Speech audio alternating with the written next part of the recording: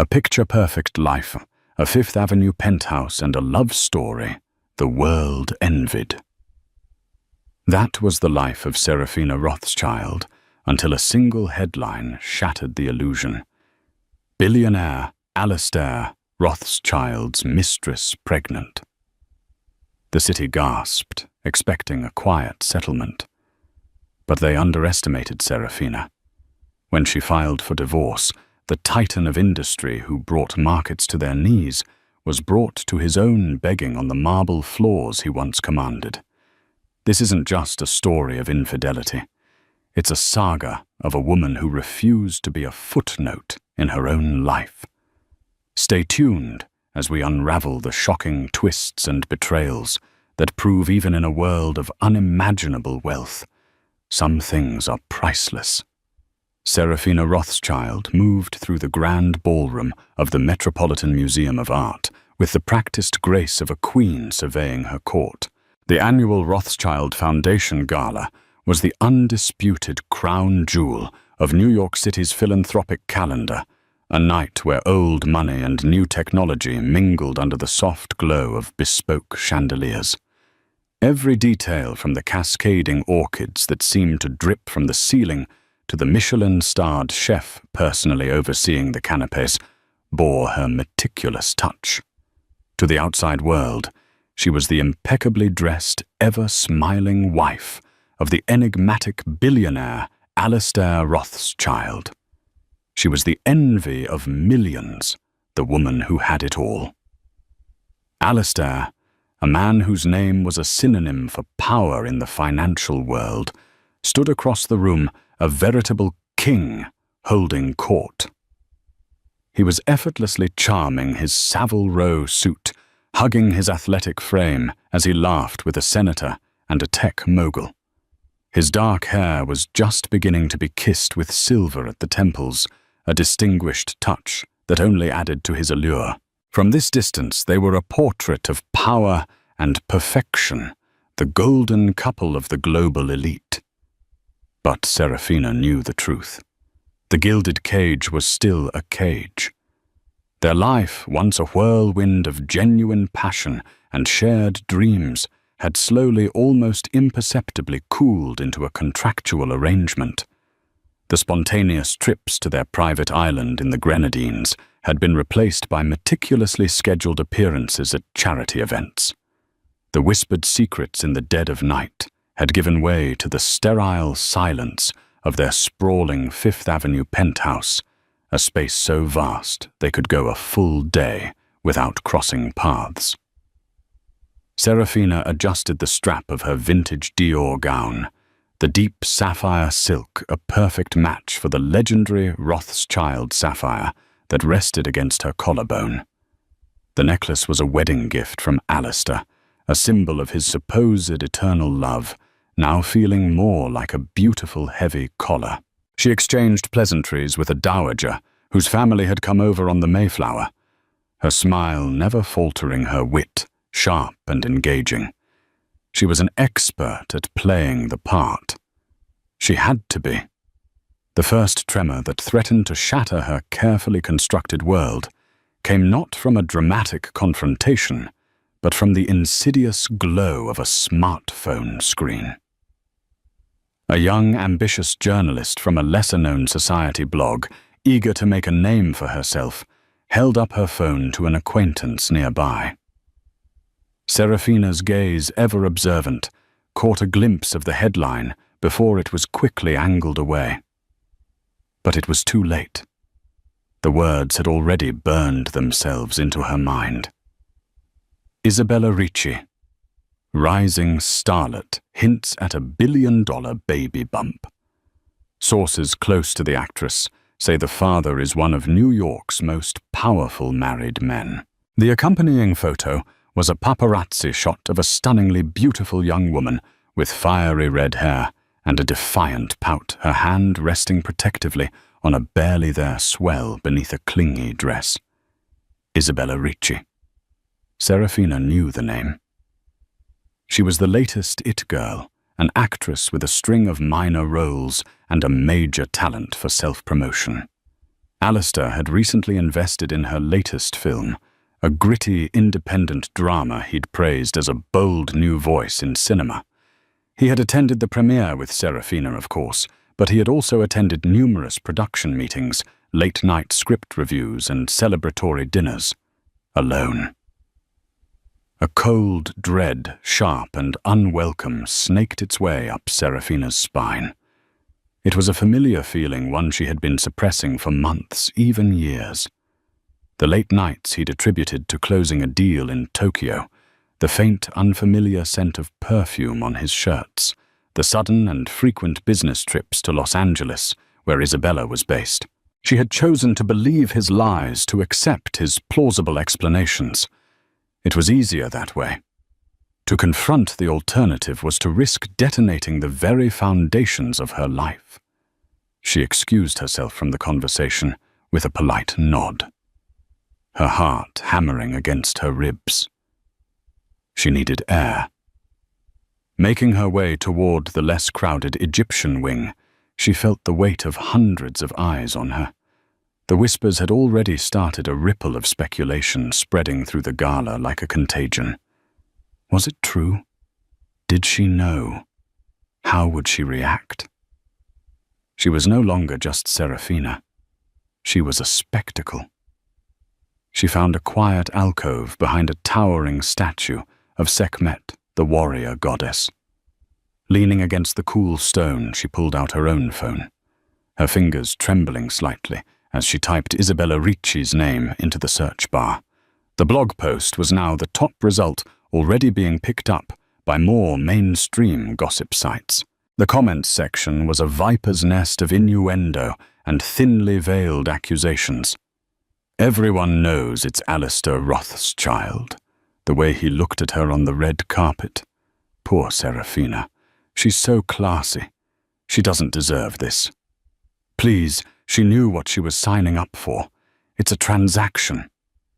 Each word was a small, sharp blade. The last comment stung the most, because it echoed a fear she secretly harbored. Had their love story, the one that had captivated the world, truly been reduced to a mere transaction? She remembered their beginning, a chance meeting at an art gallery in Paris. He hadn't been the Alistair Rothschild, then just a brilliant, hungry young financier with a spark in his eye that promised adventure. He had pursued her relentlessly, not with grand, empty gestures, but with thoughtful conversations, shared laughter, and an intensity that made her feel like the only woman in the world. He had loved her. She was sure of it. But when had that love curdled into complacency? Her phone buzzed in her hand. It was a text from her best friend, Genevieve, a sharp-witted art dealer who had never fully trusted Alistair. "So you seeing this, call me the second you leave that circus. Don't let them see you sweat." Genevieve's words were a lifeline, a reminder that she wasn't entirely alone in this gilded cage. Taking a deep, shaky breath, Serafina smoothed down her gown, straightened her shoulders, and composed her features into a mask of serene indifference. She would not give them the satisfaction of seeing her crumble. She would walk back into that ballroom head held high and play her part to perfection until the final curtain fell. As she re-entered the main hall, she saw Alistair looking for her, a flicker of something unreadable in his eyes. Concern. Or was it guilt? He strode towards her, his public smile firmly in place. "There you are," he said, his voice a low murmur, meant only for her. "I was getting worried." "Everything all right?" Serafina met his gaze, her own eyes as cool and impenetrable as the sapphire at her throat. She gave him a small, enigmatic smile. "Everything is perfect, darling," she replied, her voice smooth as silk. "Absolutely perfect." But as he led her back into the throng, his hand resting on the small of her back, she knew it was a lie. Nothing was perfect. and nothing would ever be the same again.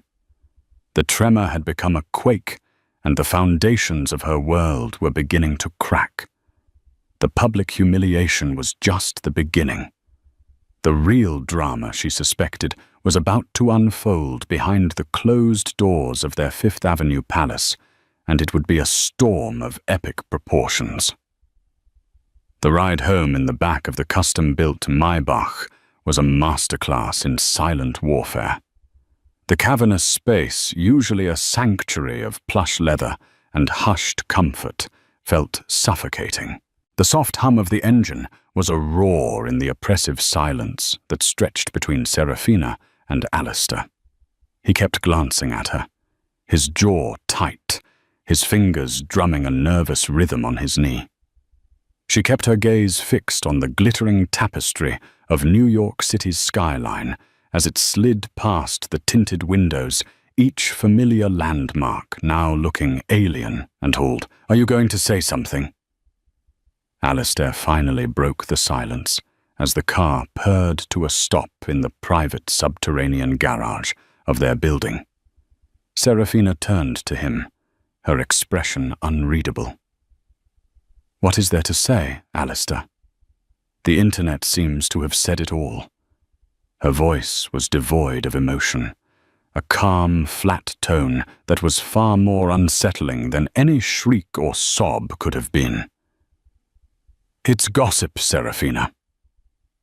Lies spun by a desperate girl looking for a payday." He said, his voice laced with a dismissive arrogance that grated on her already frayed nerves. "You know how these things work. You can't possibly believe it." "Believe what exactly?" she countered, her eyes narrowing. "That you've been sleeping with a woman half my age, or that she's now carrying your child? Which part is the lie, Alistair?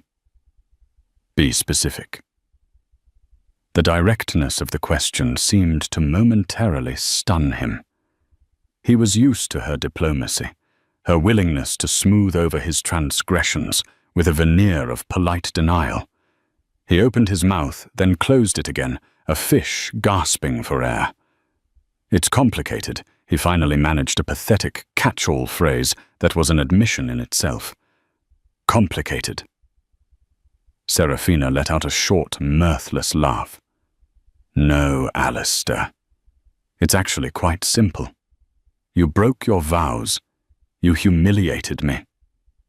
And you did it in the most public and vulgar way imaginable." She didn't wait for a reply. The chauffeur had already opened her door, and she swept out of the car and into the private elevator, leaving Alistair to scramble after her. The ascent to the penthouse was swift and silent. The moment the polished bronze doors slid open to reveal their opulent foyer, the pretense of civility evaporated completely. "Serafina." "Listen to me," he pleaded, following her, as she walked purposefully through the gallery-like hall, her heels clicking an angry staccato on the marble floor. "Isabella is... she's unstable. She's trying to extort me. My legal team is already handling it. It will all go away." She stopped in the center of the vast living room, a space dominated by a floor-to-ceiling window that offered a breathtaking panoramic view of Central Park. The city lights twinkled below, oblivious to the drama unfolding 60 floors above. "You think this is about money?" she asked, turning to face him. Her eyes blazing with a fire he hadn't seen in years. "You think you can just throw your lawyers and your money at this and make it disappear? This isn't a hostile takeover, Alistair. This is my life. Our life." "I know I messed up," he said, his voice softening as he took a step closer. He reached for her, but she recoiled as if his touch were a lit match. "I was lonely. You've been so distant lately, Serafina. It's like living with a beautiful, polite stranger." The audacity of his accusation was staggering. "Distant," she repeated, her voice rising in disbelief. "I've been distant. I've been holding this empire together, while you've been jet-setting around the world, indulging your every whim. I host your dinners, charm your business, partners, manage your charities, and raise our son. When exactly did you have time to feel lonely, Alistair? In between board meetings and your trysts with your unstable mistress. The mention of their son, Julian, hung in the air between them. Julian, their brilliant, sensitive 20-year-old, was away at Harvard, thankfully shielded from the immediate fallout of the scandal. But Serafina knew it was only a matter of time before the poison reached him. The thought of his pain, of the disillusionment he would feel, was the one thing that truly threatened to break her composure. "Don't bring Julian into this," Alistair warned, his voice low. "He's already in this," she shot back. "He's a Rothschild. Your son. The heir to this circus. How am I supposed to explain this to him? That his father, the man he idolizes, is about to have a child with a B-list actress he read about in a gossip magazine?" The fight raged on a torrent of accusations and recriminations that had been dammed up for years. Every unspoken resentment, every glossed-over indiscretion came flooding out. The cool, collected Mrs. Rothschild was gone, replaced by a woman pushed to her absolute limit. She was no longer fighting for her marriage. She was fighting for her dignity, for the shreds of the woman she had been before she had become a brand. Finally exhausted and emotionally raw, a terrifying clarity washed over her. She looked at the man standing before her, the man she had once loved so fiercely, and she saw a stranger. His pleas for understanding now sounded like hollow excuses. His promises to fix things were the empty assurances of a man who believed his power was limitless. She walked over to the grand piano, a magnificent Steinway she rarely played anymore, and picked up a silver-framed photograph.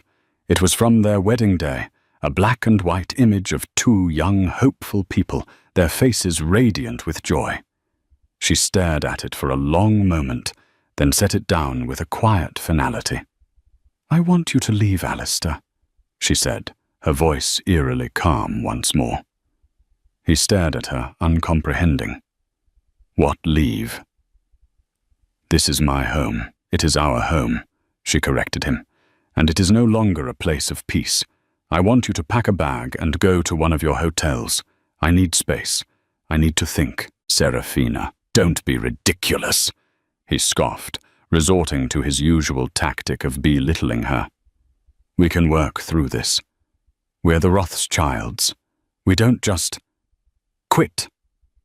"I am not quitting," she said, her gaze as hard as steel. "I am surviving." When he made no move to leave, she walked to the intercom system on the wall. "Jeeves," she said, her voice steady. "Please have Mr. Rothschild's driver bring the car back to the garage. He will be leaving for the night." Alistair's face was a mask of fury and disbelief. He was being dismissed from his own home by his own wife. It was a scenario so outside his realm of experience that he was momentarily speechless. He stormed towards the bedroom wing, and she could hear the sounds of drawers being wrenched open and hangers being scraped across a rail. Minutes later, he emerged carrying a small leather holdall. He paused at the door, his arrogance replaced by a flicker of genuine desperation. "Don't do this, Serafina," he said, his voice cracking slightly. "Don't throw away 25 years over this." "25 years is why I am doing this," she replied without looking at him. "I've given you 25 years of my life, Alistair. I will not give you one more minute of my self-respect." The heavy door closed behind him with a soft click. a sound that seemed to echo the final definitive closing of a chapter in her life. The silence that descended upon the penthouse was different this time. It wasn't oppressive, it was liberating. For the first time in years, Serafina Rothschild was truly alone. And in that solitude, a new resolve began to form. This was not just about a separation. This was about a reclamation. The next morning, while the city was still buzzing with the news of Alistair's alleged affair, Serafina made a phone call, not to her publicist, not to her friends, but to a name that struck fear into the hearts of New York's most powerful men. Victoria Sterling, the most formidable divorce attorney in the country. Victoria. "It's Serafina Rothschild," she said, her voice clear and resolute. "I'd like to schedule an appointment as soon as possible. I've decided to file for divorce." The news of Serafina's divorce filing hit Alistair like a physical blow. He was in his sprawling office on the top floor of Rothschild Tower, a glass and steel monument to his own success, when his personal lawyer, a man accustomed to dealing with multi-billion-dollar mergers, delivered the news with the grim solemnity of a doctor diagnosing a terminal illness. "She's retained Victoria Sterling, the lawyer, a man named Arthur Vance," said his voice low. The name hung in the air like a guillotine. Victoria Sterling wasn't just a lawyer. She was a predator. She didn't negotiate. She eviscerated. Hiring her was a declaration of war. Alistair sank into his Eames chair, the panoramic view of the city he commanded, suddenly feeling like a cruel joke. He had expected Serafina to be angry. He had expected a period of frosty silence, of sleeping in separate wings of the penthouse. He had even budgeted for a lavish "I'm sorry" gift. A rare pink diamond, perhaps, or a private island adjacent to their current one. He had, in his monumental arrogance, assumed that their marriage, like everything else in his life, was a business.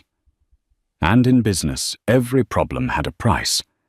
He had never not for a single moment considered that Serafina would actually leave him. The Rothschilds didn't divorce. It was an unwritten rule, a cornerstone of their dynastic image. They weathered storms, they presented a united front, and they handled their indiscretions with quiet, ruthless efficiency.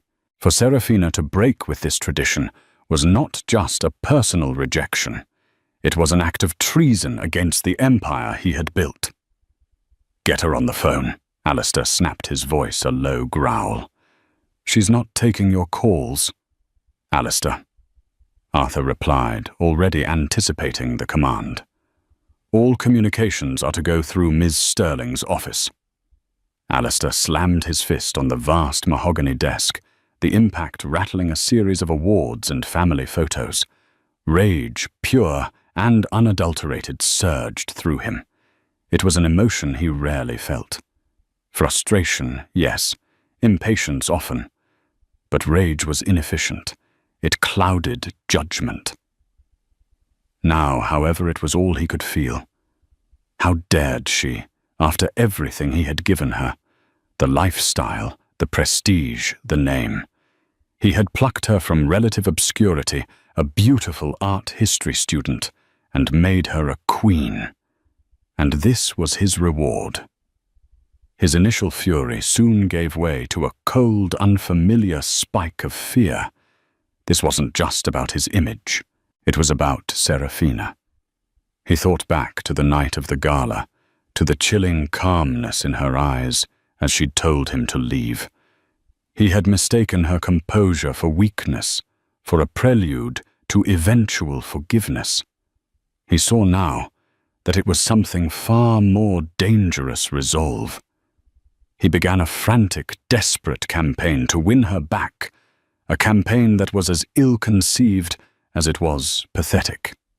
He sent a truckload of her favorite flowers, rare black baccarat roses, to the penthouse. They were sent back untouched. He had a custom-designed necklace from Cartier, featuring an emerald the size of a robin's egg, delivered by special courier. The box was returned unopened, with a crisp note from Victoria Sterling's office, stating that Mrs. Rothschild was not accepting any gifts. He tried to leverage their son Julian. He called him at Harvard, his voice a carefully calibrated mix of paternal concern and wounded pride. "Your mother isn't thinking clearly, son," he'd said. "She's been under a lot of stress. This unpleasantness with Ms. Ricci is just a misunderstanding. But your mother has blown it out of all proportion. She won't listen to me. Maybe she'll listen to you." The call did not go as planned. Julian, who had inherited his mother's quiet intelligence and moral clarity, was not so easily manipulated. "I spoke to Mum this morning, Dad." Julian replied, his voice cold, with a disappointment that cut Alistair deeper than any anger could have. "She told me everything." "How could you, after everything she's done for this family for you? Don't ask me to be your mediator. You made this mess. You fix it." The world that had once bent to Alistair's will was now refusing to yield. His board of directors, once a rubber stamp for his every decision, called an emergency meeting. The scandal was affecting the stock price. The family values brand that the Rothschild Foundation so carefully cultivated was now a laughingstock. They demanded a statement, a plan, a swift resolution. For the first time in his professional life, Alistair felt the icy grip of his own vulnerability. Meanwhile, the media frenzy was relentless. Isabella Ricci, far from being the unstable and easily managed problem Alistair had claimed, was proving to be a masterful player in the court of public opinion. She gave a tearful, exclusive interview to a major television network, painting herself as a naive young woman swept off her feet by a powerful, manipulative older man. She spoke of his promises of a future together, of the child he had supposedly, desperately wanted. "He told me his marriage was a sham," she whispered, dabbing at a perfectly timed tear with a tissue.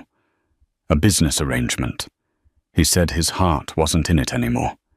He said he loved me." Every word was a carefully crafted dagger aimed at Serafina, designed to paint her as the cold, unloving wife who had driven her husband into the arms of another. But the public, for the most part, wasn't buying it. Serafina's years of quiet dignity, her unwavering support of numerous charities, and her reputation for genuine kindness had built a formidable reserve of goodwill. She was seen as the wronged party, the classy wife who had been publicly humiliated. Her silence in the face of the scandal only amplified her mystique and her perceived strength.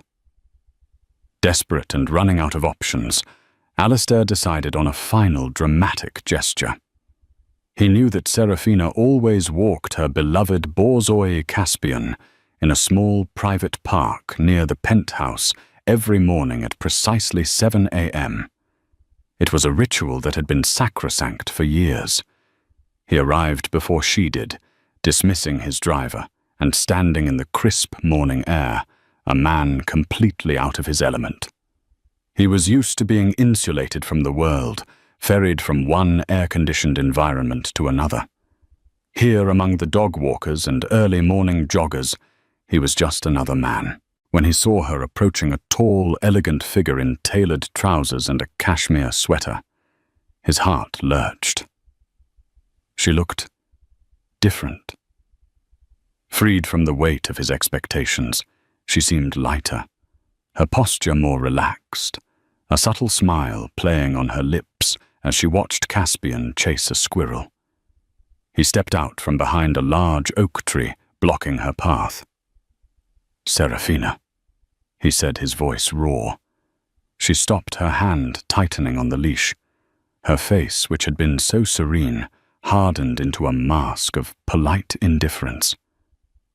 "Alistair, you shouldn't be here." I had to see you, he said, taking a step forward. I can't do this. I can't live without you. You seemed to be doing a fine job of it a few months ago. She retorted, her voice dripping with ice. That was a mistake. The biggest mistake of my life, he pleaded, his voice cracking. I was a fool. I was arrogant. I took you for granted. I know that now. He took another step, and then in a move that would be captured by a long-lens paparazzi camera and splashed across the front page of every newspaper the next day, the titan of industry, the man who moved markets with a single phone call, fell to his knees on the damp grass of the park. Please, Serafina, he begged, his voice choked with a desperation that was shockingly real. He reached out and grabbed her hand, his grip surprisingly strong. Don't leave me. Forgive me. We can fix this. I'll do anything. I'll end things with Isabella. I'll make a public apology. I'll give you anything you want. Serafina looked down at the man kneeling before her, the great Alistair Rothschild on his knees. It was a sight she had never imagined. She would see. A part of her, the part that still remembered the young man she had fallen in love with, felt a flicker of pity. But it was quickly extinguished by the cold, hard reality of his betrayal. She slowly, deliberately pulled her hand from his grasp. It's too late, Alistair, she said, her voice soft but unwavering. You're not begging for me. You're begging for your company, for your reputation, for your empire. You broke something between us that can't be fixed with apologies or expensive gifts. You broke my trust. She looked at him one last time, a man reduced to a desperate, pathetic figure. Get up, Alistair, she said, her voice devoid of malice, filled only with a profound and unshakable finality. You're making a scene. Without another word, she turned and walked away. Her elegant stride never faltering, leaving the billionaire kneeling alone in the morning dew, the ruins of his perfect life scattered around him. While Alistair was busy orchestrating his futile campaign of contrition, Serafina was moving with the quiet, calculated precision of a chess grandmaster. Her meetings with Victoria Sterling were not tearful, emotional affairs. They were strategy sessions. Victoria, a woman with a razor-sharp mind and a wardrobe to match, was immediately impressed by her new client's composure and clarity. Most women in your position are a wreck, Victoria had noted during their first meeting. Her office a minimalist expanse of glass and steel overlooking the East River. They're either screaming for revenge or drowning in Chardonnay. You're different. You're focused. I've had a long time to prepare for this, even if I didn't know it. Serafina had replied, her hands resting calmly on the polished table. My goal is not revenge, Victoria. It is a clean, quiet, and fair dissolution of a partnership. But make no mistake, I will not be taken for a fool. Serafina provided Victoria with a comprehensive overview of the Rothschild assets, not just the publicly declared holdings, but the intricate web of offshore accounts, shell corporations and private equity ventures that Alistair had always managed with obsessive secrecy. For years, while Alistair had seen her as a decorative, compliant wife, Serafina had been paying attention.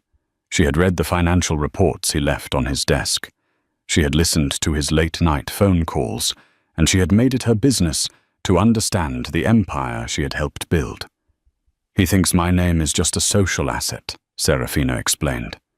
But the Rothschild Foundation, which I have single-handedly run for 2 decades, holds a significant and often overlooked portfolio of art and real estate. My prenuptial agreement is 25 years old. I suspect it won't hold up well against his recent moral failings. Victoria's thin lips had curved into a predatory smile. "Oh, this is going to be delightful," she had purred. While the legal battle was being sharpened behind the scenes, a new and unexpected development began to cast doubt on the central claim of the scandal.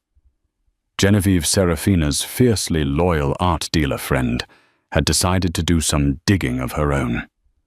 Genevieve had a network of contacts that rivaled the CIA, a web of artists, gallery owners, socialites, and gossips who saw and heard everything.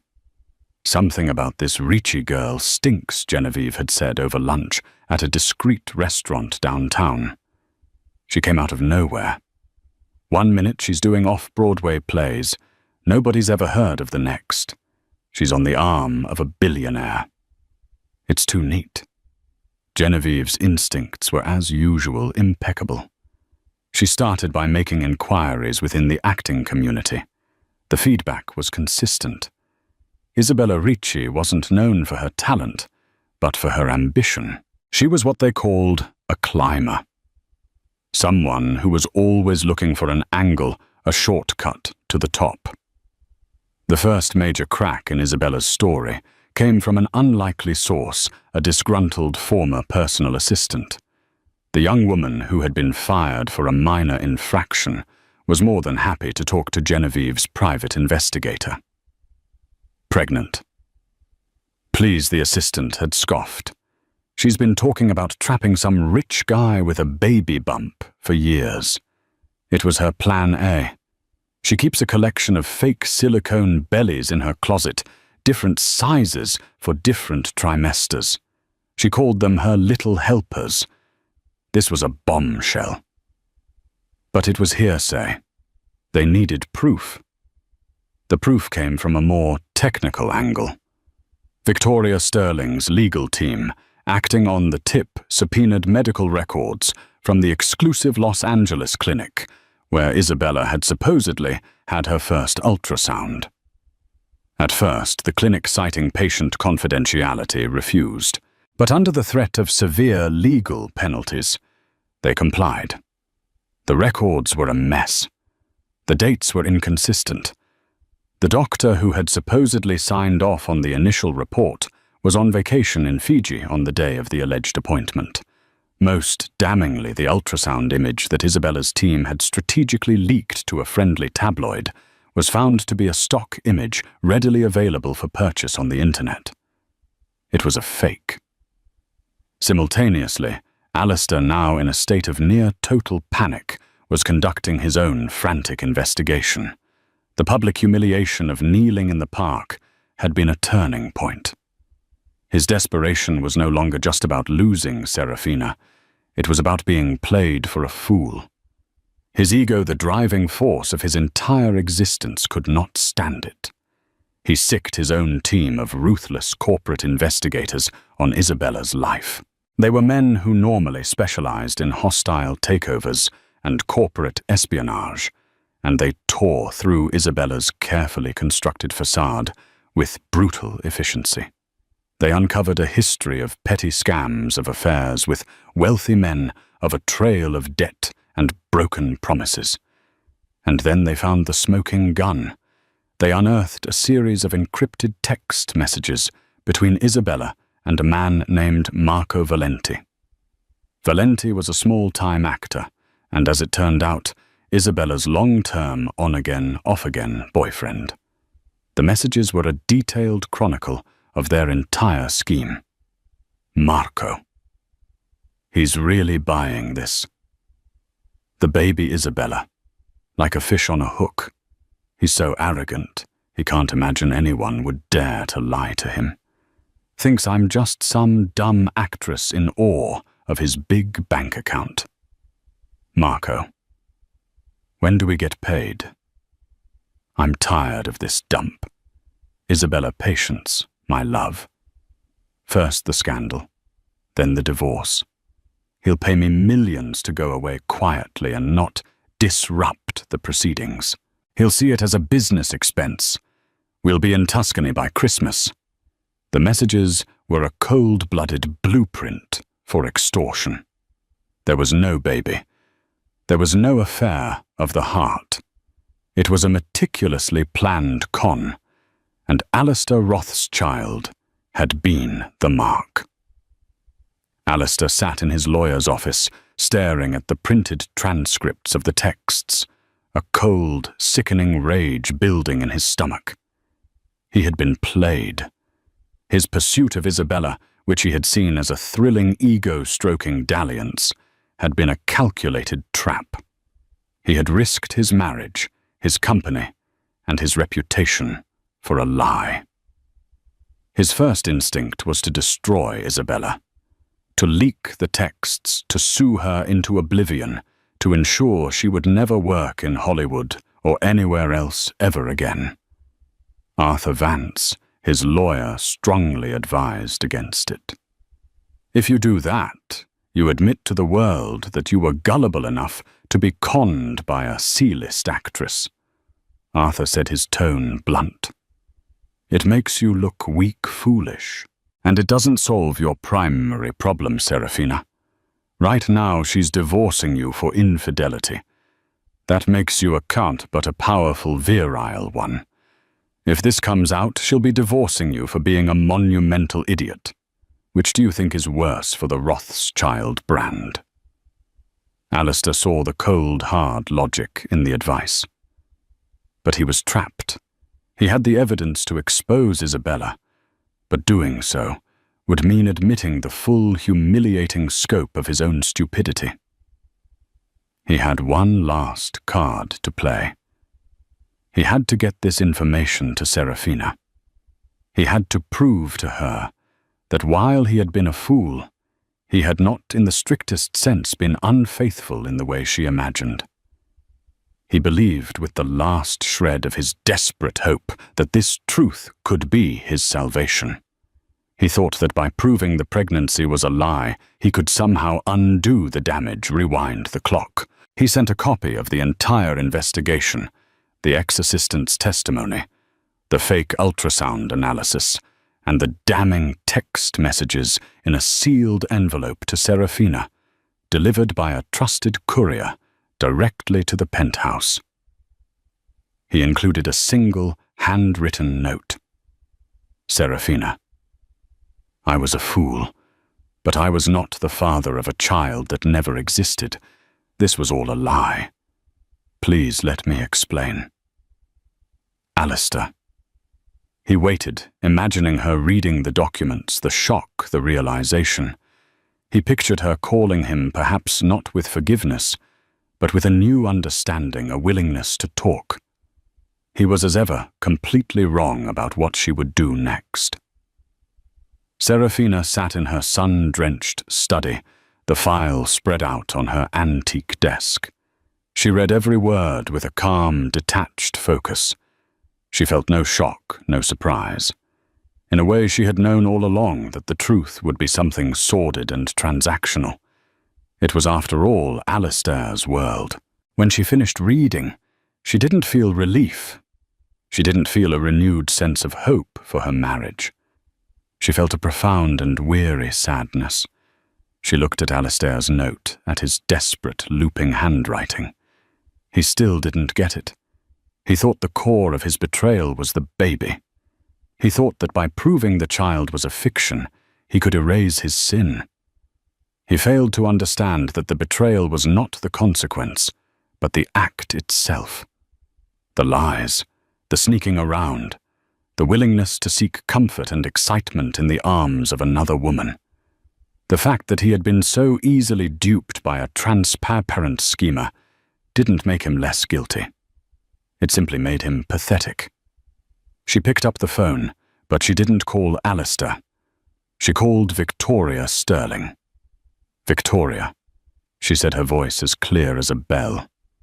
I have some new information. It seems Mr. Rothschild was the victim of an elaborate hoax. There was a pause on the other end of the line. Well, Victoria said, a hint of amusement in her voice. This certainly changes things. This is excellent leverage. We can destroy him in the court of public opinion. He'll give you anything to make this go away. No, Serafina said firmly. We will not be using this information at all." Victoria was silent for a moment, genuinely surprised.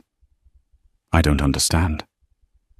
"This is the ace up your sleeve." "This was never about leverage," Serafina explained, her gaze drifting out the window to the endless sky. "And it was never about the baby. It was about the breach of trust. This information doesn't change that. It only deepens it. Leaking this would only create a bigger, uglier circus, and I will not subject my son or myself to that. It would make me a party to their squalid little drama." She took a deep breath. "We proceed with the divorce as planned. Quietly, cleanly, and decisively. This information is to remain private. Alistair's humiliation is his own business. My dignity is mine." In that moment, Serafina Rothschild wasn't just filing for divorce. She was seizing control of the narrative, refusing to be defined by her husband's scandal, whether it was real or fabricated. She was choosing a path of quiet strength, a path that Alistair, with all his power and wealth, was utterly incapable of understanding. The war was not over, but she had already won the battle that mattered most, the one for her own soul. The stage for the final act was not a courtroom, but the place where it had all begun, the sprawling Fifth Avenue penthouse. Alistair, having received no response to his bombshell evidence, had grown increasingly frantic.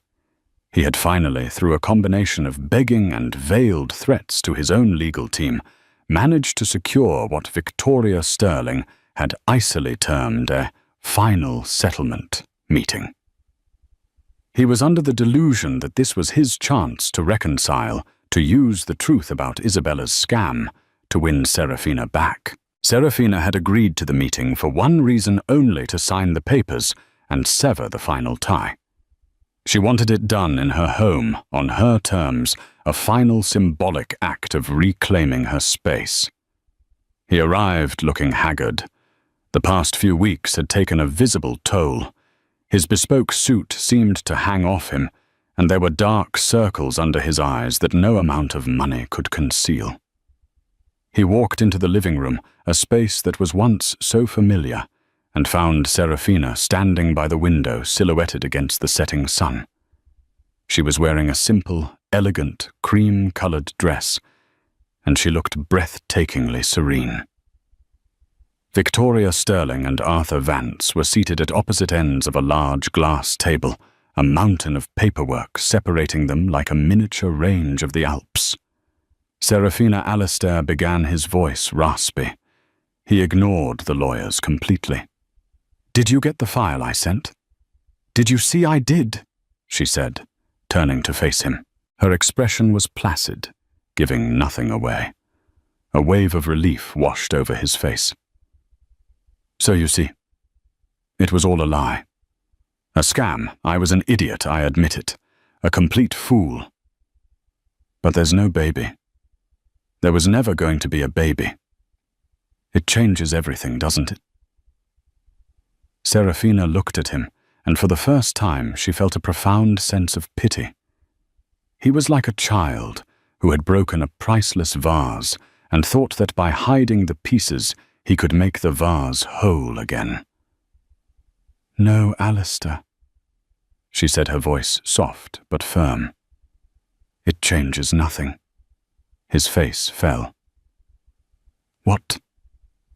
How can you say that I didn't betray you in the way you thought? It was a con." "Oh, you betrayed me," she said, taking a step towards him. "Don't for a second think you didn't. You think the betrayal was a hypothetical child. The betrayal, Alistair, was every lie you told me for the past year. It was every late night you blamed on work. It was every secret trip to Los Angeles.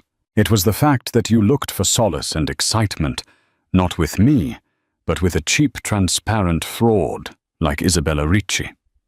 She picked up the file from a side table. "This," she said, Holding it up doesn't absolve you. It condemns you.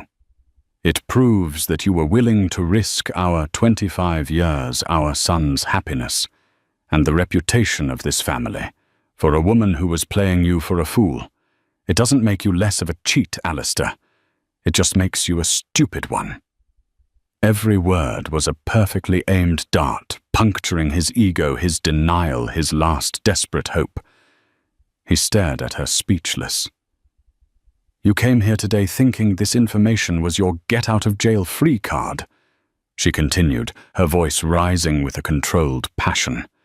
You thought you could wave this file in my face, and I would be so relieved there wasn't a baby that I'd forget everything else. You still don't see me, do you, after all these years? You see a business partner, an asset, something to be managed. You have no idea who I am. She threw the file down on the table between the lawyers, and for the record, your little problem is about to solve itself. As if on cue, Victoria Sterling's phone buzzed. She glanced at the screen, a flicker of triumph in her eyes. She looked at Alistair. It seems Ms. Ricci has a new benefactor. She was just photographed in Monaco on the yacht of Russian oligarch Dmitry Volkov. The story breaking now is that she has, quote, tragically miscarried her baby. She's already spinning a new tale of heartbreak and resilience. She has moved on, Alistair. Your sordid little secret is safe not because of your power, but because your mistress found a richer mark. The news that Isabella had so quickly and easily discarded him for another billionaire was the final crushing humiliation. He had been nothing more than a stepping stone. He looked from Victoria's smug face to Serafina's pitying one, and the full weight of his failure crashed down on him. I loved you, Serafina, he whispered the words, sounding hollow even to himself. Somewhere under all of this I did. I know, she said, and the sadness in her voice was genuine. I loved you too. But we are not those people anymore, and I cannot live my life mourning a ghost. She walked to the table and picked up a pen. With a steady hand, she began to sign the divorce papers, her signature a fluid, decisive stroke on each page. The sound of the pen on the thick paper was the only sound in the room, a quiet, definitive end to an era. When she was finished, she pushed the stack towards Arthur Vance. Your turn, Alistair, she said softly. He looked at the papers, at her signature, at the cold, black and white finality of it all. This was it. The end of his marriage. The fracturing of his empire. The loss of the one person who had been his anchor, whether he had appreciated it or not. He stumbled forward and collapsed into a chair, burying his face in his hands. A dry, ragged sob escaped him. The great Alistair Rothschild broken, not by a market crash or a corporate raider, but by his own profound and irreparable folly. Arthur Vance, ever the pragmatist, gently pushed the papers in front of his client. Alistair, he said quietly, you need to sign. Slowly, like a man moving underwater. Alistair raised his head. He picked up the pen. His hand trembled as he signed his name, his own signature, usually a bold, confident slash, now looking like the scrawl of a broken man. It was done. Serafina watched him for a long moment. There was no triumph in her, only a vast, aching emptiness. She had won. She was free. But the price had been the life she had known for a quarter of a century. She turned and walked out of the room, not looking back. She went to her bedroom, the one she had already redecorated, purging it of his presence. She walked out onto the private terrace and breathed in the cool night air. The city glittered below her, a universe of 1,000,000 lights, 1,000,000 stories. Her own story was finally, truly her own. The cage, however gilded, was open, and she was ready to fly. In the months that followed the signing of the divorce papers, the world of the Rothschilds underwent a seismic shift. The divorce was finalized with an uncharacteristic lack of public drama. Victoria Sterling, true to her word, and Serafina's wishes, had negotiated a settlement that was both staggering in its scope and utterly private in its details. Serafina retained the Fifth Avenue penthouse, the Rothschild Foundation, and a significant portion of the art collection she had so lovingly curated over the years. More importantly, she retained her dignity. Alistair, true to form, tried to spin the narrative. His PR machine put out a statement about an amicable parting of ways and a mutual decision to move forward as friends and co-parents. But the pictures of him kneeling in the park and the stories of his public desperation had already cemented a different reality in the public's mind. He had become a cautionary tale, a symbol of powerful men brought low by their own hubris. His business empire, while still vast, had lost its sheen of invincibility. The stock price stabilized, but the magic was gone. The name Rothschild now carried with it a faint whiff of scandal and foolishness. He retreated from the public eye, becoming a near recluse in one of his many properties, a sprawling, lonely estate in the Hamptons. He was surrounded by wealth, but devoid of the one thing he now realized. He craved the genuine partnership and quiet strength that Serafina had provided. He occasionally saw his son Julian, but their interactions were strained, freighted with the weight of Julian's deep disappointment. Isabella Ricci, as predicted, flamed out spectacularly. Her dalliance with Dmitry Volkov was short-lived, ending when the oligarch's formidable wife discovered the affair. She found herself back in Los Angeles, her 15 minutes of fame having expired. The notoriety she had gained from the Rothschild scandal now worked against her. No serious director would cast her, and the wealthy men she had once targeted now saw her as toxic.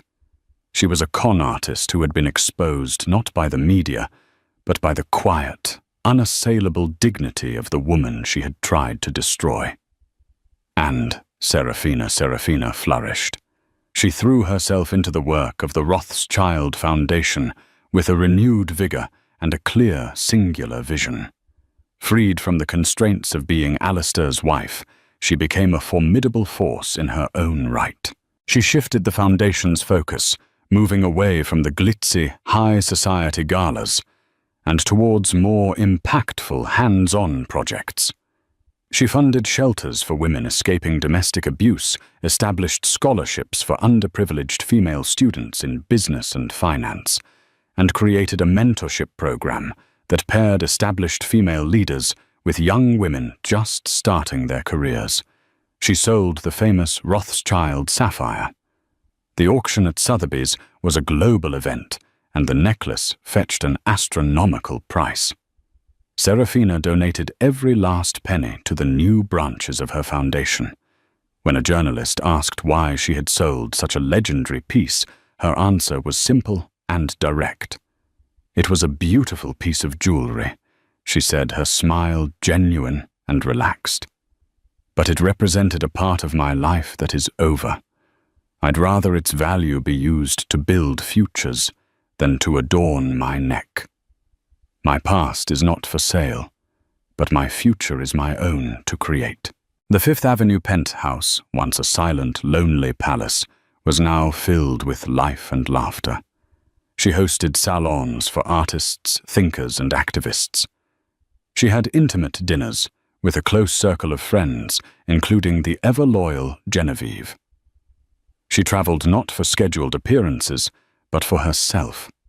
She went on archaeological digs in Egypt, hiked in Patagonia, and revisited the small art gallery in Paris, where she had first met a young, ambitious man with a spark in his eye.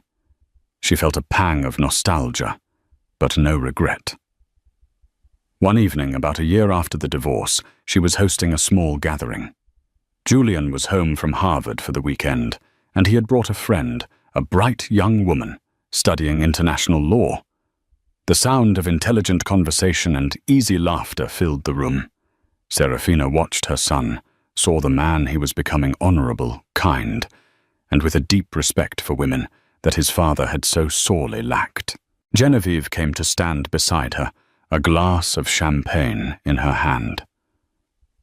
"Look at you," Genevieve said, her voice soft. "You're happy." Serafina smiled, a real unguarded smile that reached her eyes. "I am," she said. "It's a different kind of happiness than I expected. It's quieter. But it's mine."